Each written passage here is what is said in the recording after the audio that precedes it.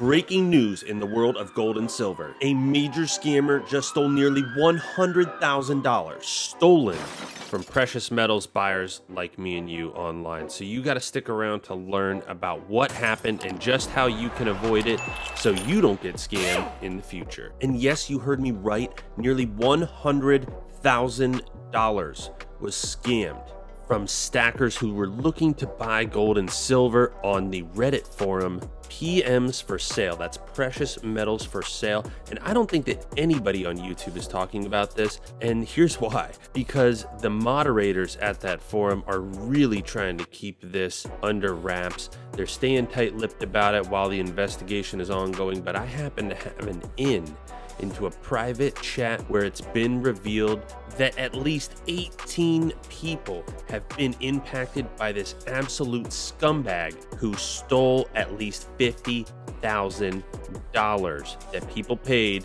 expecting to receive gold and silver. And here's how the scammer got away with it. You have to understand how the forum works before you know how the scam works. The first thing you have to know is that the moderators on this subreddit have taken painstaking measures to ensure that scammers cannot operate on the site. However, this guy found a major workaround. Now, the first thing is you have to have an old account. You can't just be creating brand new accounts and post immediately.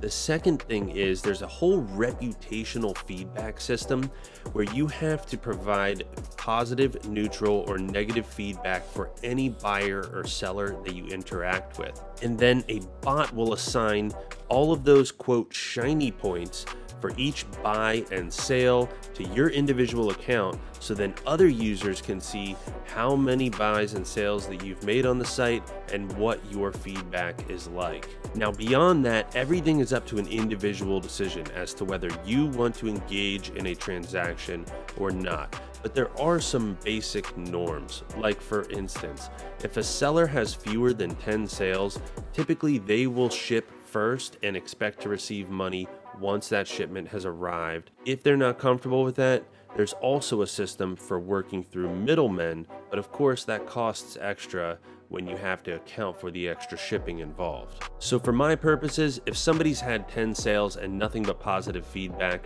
I've generally trusted them with fairly small purchases, up to maybe a couple $100s. But if you ask the moderators or look at the frequently asked questions, they typically say somewhere in the ballpark of 25 positive sales qualifies you as a trusted seller. But once again, it's completely up to you.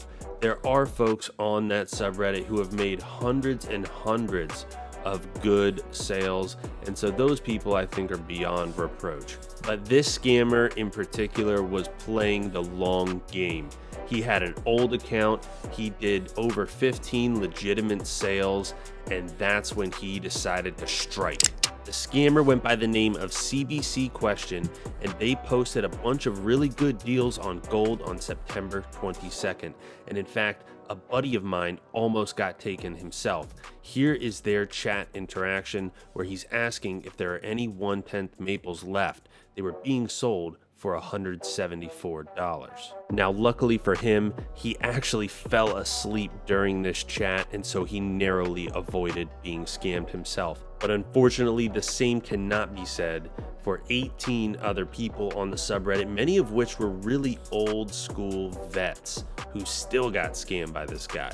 In fact, some people got scammed for as much as $6,000, and you gotta feel bad for these folks. Basically, the way this guy ended up doing it was he just collected money, and had no intention of sending out this gold. So he strung people along for a little while, made up some sob story about being stuck by the border, and then eventually when people caught on, he promptly deleted the account. Now, I know what you guys are thinking. Why didn't people recognize the seller's name or tell their banks or credit cards to stop payment? How can we not catch this guy? Well, as it turns out, he had created a host of different duplicate accounts and aliases, and that's not even the worst part. This scumbag scammer decided to implicate a completely innocent person in his fraudulent scheme, and here's how he did it. His unwitting accomplice thought that he was just going to make a few bucks on the side by converting these cash payments into cryptocurrency. So the scammer was giving this other individual's information as the seller. That individual was converting into cryptocurrency, taking his cut, and presumably sending it to this guy's untraceable wallet. So now this guy is definitely an accessory, right? Well, it turns out that he is cooperating with the moderators of the subreddit, but it honestly sounds like he got scammed just like these other buyers. So where does that leave us? Well, right now, the mod team over at PMsforSale has kind of locked down this conversation. The way that they put it, they don't need any more exaggeration or hyperbole. They just want to get to the facts. In the meantime, sales are still ongoing on the forum. People are still transacting, and I think it's just going to be up to the individual to decide what their risk tolerance is. I know for me personally, I'm a lot more apprehensive now. I mean, I was thinking that 10 positive feedbacks for good sales would be sufficient to trust a person, but clearly that's not the case now. If you want to have absolute certainty that you're not going to get scammed, it's probably not worth saving $5 to interact with someone you have no idea who they are through some private forum. You should probably just purchase your basic metals, those things that are easy to acquire, not rare or hard to find. Just pick them up from an online bullion dealer. There's tons of them out there. I know that I've had really good experiences with a brand new one called Precious Metals and Bullion Exchange. That's PIMBEX. So if you want to try them yourselves, make sure to check out their link in the description down below. Until next time, stay safe out there. Silver forever, out.